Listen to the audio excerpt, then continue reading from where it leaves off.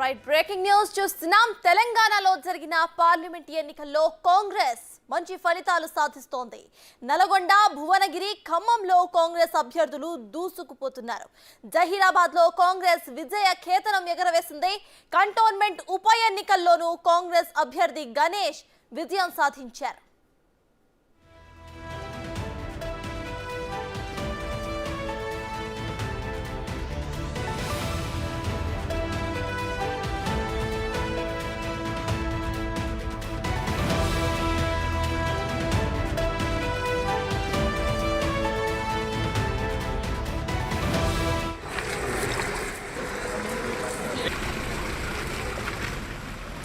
Right, Telangana Lok Sabha ఎన్నికల్లో కాంగ్రెస్ జోరు కనిపిస్తోంది. తెలంగాణలో జరిగిన పార్లమెంట్ ఎన్నికల్లో ఇటు కాంగ్రెస్ కి మంచి ఫలితాలు వస్తున్నాయి. నల్గొండ, భువనగిరి, ఖమ్మంలో మొత్తంగా కూడా కాంగ్రెస్ అభ్యర్థులు దూసుకుపోతున్నారు.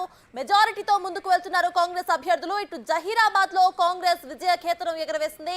ముందుగా బీఆర్ఎస్ ఎక్కడైతే గెలిచిందో ఆ మొత్తం అన్ని సీట్లు కూడా ప్రెసిడెంట్ కాంగ్రెస్ కైవసం చేసుకుంటున్న రిజల్ట్స్ ని మనం చూస్తున్నాము. కంటోన్మెంట్ ఉప ఎన్నికల్లోనూ కాంగ్రెస్ అభ్యర్థి గణేష్ విజయం సాధించారు. మొత్తం మెజారిటీతో వీళ్ళందరూ కూడా విజయం సాధిస్తున్నారు. అయితే ఇటు తెలంగాణలో లోక్సభ ఎన్నికల్లోనూ కాంగ్రెస్ విజయ దుందుపితో ముందుకు సాగుతోంది.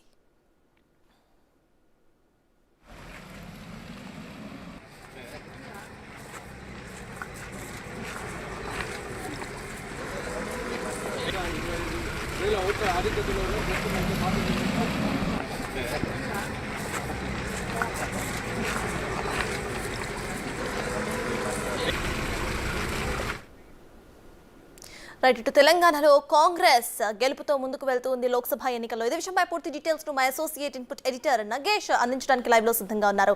నగేష్, చెప్పండి, రిజల్ట్స్ ట్రెండ్స్ చూస్తుంటే ఇటు కాంగ్రెస్ మాత్రం ముందంజలో ఉందని చెప్పాలి. ఇటు ఈక్వల్ షేర్ వచ్చినా కూడా బీఆర్ఎస్ ఒకప్పుడు ఏవైతే సీట్లు ఉన్నాయో మాక్సిమం ఆ సీట్లన్నీ కూడా ఇటు కాంగ్రెస్ షేర్ చేసుకుంది. దీన్ని ఎలా చూడాలంటారు?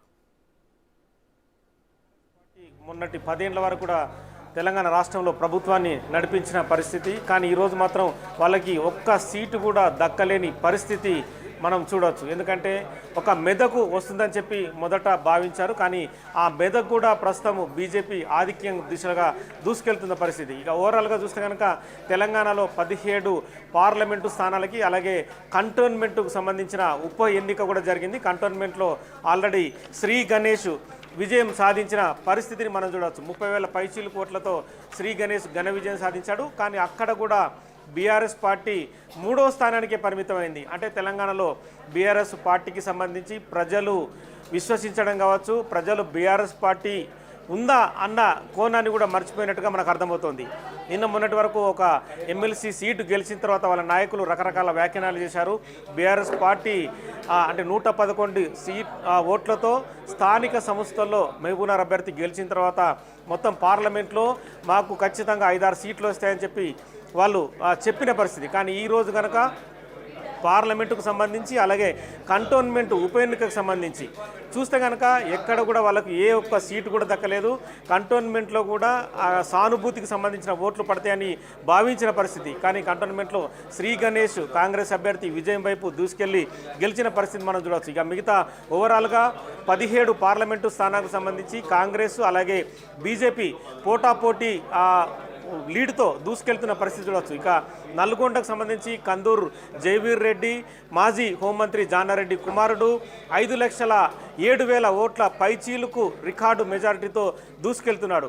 2011కు సంబంధించి చూస్తే కనుక 6 లక్షల ఓట్లకు పైగా జగన్ అప్పటి ఏదైతే వైసీపీ ముఖ్యమంత్రిగా ఉన్న జగన్ అప్పుడు గెలిచిన పరిస్థితి. కానీ ఈరోజు తెలంగాణలో చూస్తే కనుక రికార్డు స్థాయి మెజారిటీ కందూరు జయవీర్దే ఉండే అవకాశం కనిపిస్తుంది. ఓవరాల్గా చూస్తే కనుక నల్గొండలో కందూరు జయవీర్ రెడ్డి 5,07,000 ఓట్లకు పైచీలు గెలుతున్నాడు. అలాగే మహబూబ్ నగర్లో డీకే అరుణ లీడ్ చేస్తున్నారు. మహబూబాబాద్లో బలరాం నాయక్ కాంగ్రెస్ సంబంధించి అభ్యర్థి లీడ్ చేస్తున్నాడు. కరీంనగర్లో బండి సంజయ్ లీడ్లో ఉన్నారు. నిజామాబాద్లో అరవింద్ లీడ్లో ఉన్న పరిస్థితి. ఆల్రెడీ ఎమ్మెల్సీ జీవన్ రెడ్డి కూడా అరవింద్కి తాను విజయం సాధించిన అరవింద్కి వాళ్లకు శుభాభినందనలు తెలిపాడు. పసుపు బోర్డుకు సంబంధించి ఖచ్చితమైన నిబంధనలు పాటించి పసుపు బోర్డుని నిజామాబాద్లో ఏర్పాటు చేసే విధంగా కృషి చేయాలని చెప్పి తాను ఆల్రెడీ మీడియాతో మాట్లాడి వెళ్ళిపోయిన పరిస్థితి. జహీరాబాద్ సురేష్ శెట్కర్ విజయం సాధించారు.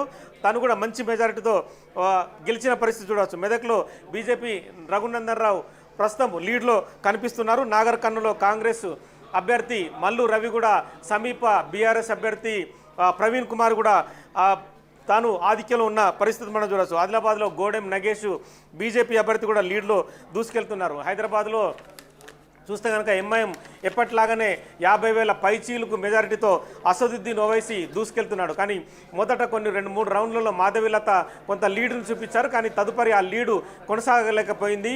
ఏదైతే 7 అసెంబ్లీ స్థానాలకు సంబంధించి ఎంఐఎం అభ్యర్థి అసదుద్దీన్ ఓవైసీ 50,000 పైచీలకు మెజారిటీతో దూసుకెళ్తున్న పరిస్థితి చూడవచ్చు.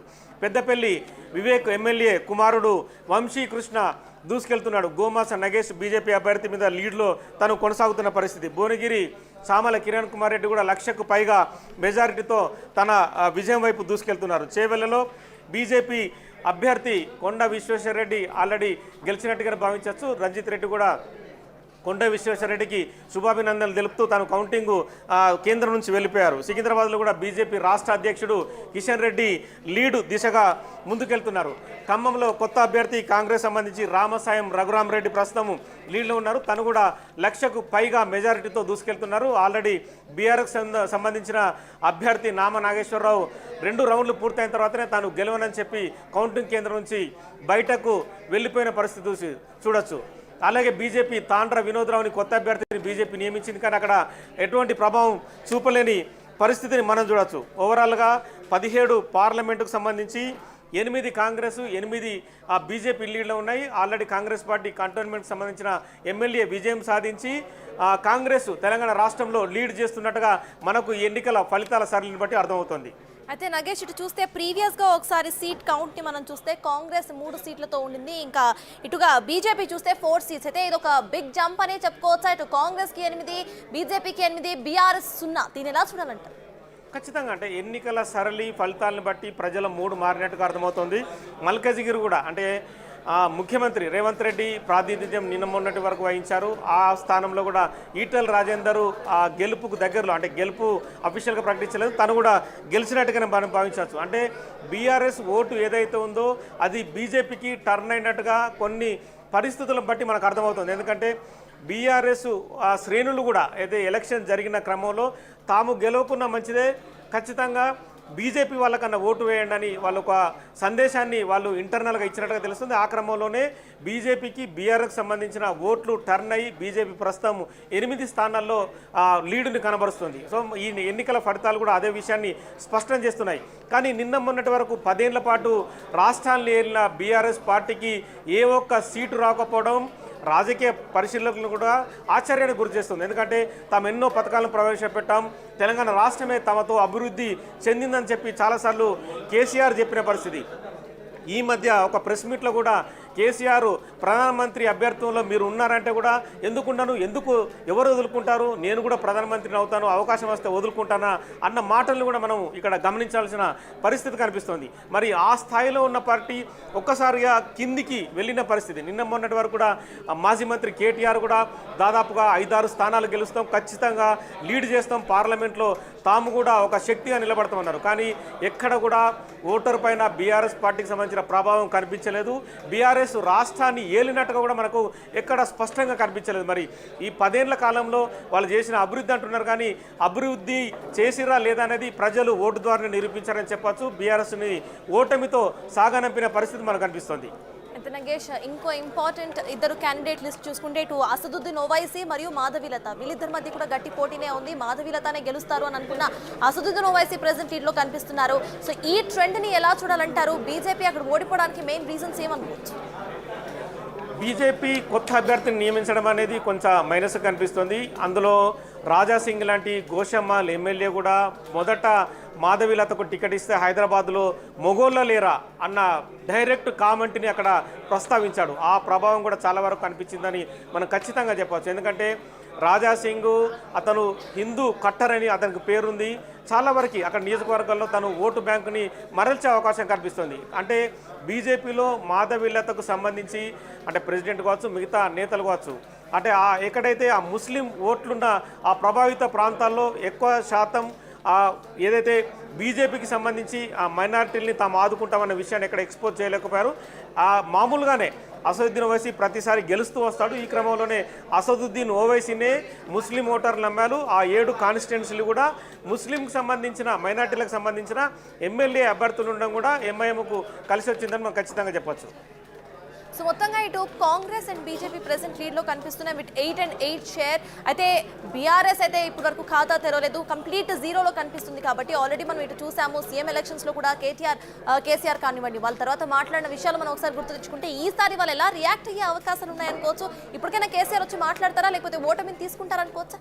ఖచ్చితంగా మాట్లాడాల్సిన అవసరం ఉంది. ఎందుకంటే నిన్న మొన్నటి వరకు రాష్ట్రాన్ని లీడ్ చేసిన పార్టీ బీఆర్ఎస్ అధినేత కేసీఆర్ కావచ్చు, వర్కింగ్ ప్రెసిడెంట్ కేటీఆర్ కావచ్చు, ఖచ్చితంగా మీడియా ముందు మాట్లాడాల్సిన అగత్యం ఖచ్చితంగా ఉంది. ఎందుకంటే ఓటమికి ఏ కారణాలు చెప్తారు అంటే ప్రజలు బీఆర్ఎస్ పార్టీని విశ్వసించలేదా, లేదంటే కాంగ్రెస్కు సంబంధించి కొద్ది కాలమే గవర్నమెంట్ కొనసాగుతుంది కాబట్టి తమను పట్టించుకోలేదా, ఈ విషయాన్ని మాత్రం ఖచ్చితంగా మీడియా ముందు చెప్పే అవకాశం కనిపిస్తుంది. మరి కేటీఆర్ వ్యాఖ్యలు కూడా ఇక్కడ ఇంపార్టెన్స్గా మనకు చూడవచ్చు. ఈ ఎన్నికల తర్వాత బీఆర్ఎస్ పార్టీలో ఉన్న ఎమ్మెల్యేలు మరి కాంగ్రెస్ వైపు టర్న్ అయ్యే అవకాశం కూడా ఖచ్చితంగా కనిపిస్తుంది. ఎందుకంటే ఇప్పటికే పక్క చూపులు చూస్తున్న ఎమ్మెల్యేలు ఇక బీఆర్ఎస్ పార్టీతో తమకు ఒరిగేది ఏం లేదు, అక్కడ ఉన్నా కూడా పనులు తమ సొంత పనులు జరగకపోవచ్చు అనేది కూడా మనకు ఇక్కడ ఒక విశ్లేషణ బట్టి అర్థమవుతుంది. ఎందుకంటే ఒక్క సీటు ఎంపీ సీటు అలాగే తాము ఏదైతే నిన్న మొన్నటి వరకు ప్రాతినిధ్యం వహించిన కంటోన్మెంట్ను కూడా బీఆర్ఎస్ చేతి నుంచి వెళ్ళిపోవడం మనం స్పష్టంగా అర్థమవుతుంది. మరి ఇప్పుడు ఉన్న ఎమ్మెల్యేలు కూడా బీఆర్ఎస్ పార్టీ చేతుల్లో ఉంటే అదే గొప్ప విషయం అని చెప్పి కూడా రాజకీయ విశ్లేషకులు చెప్తున్నారు. వాళ్ళను కాపాడుకుంటేనే సరిపోతుంది అన్న కోణం కూడా మనకి ఇక్కడ కనిపిస్తుంది. Right, thank you Nagesh.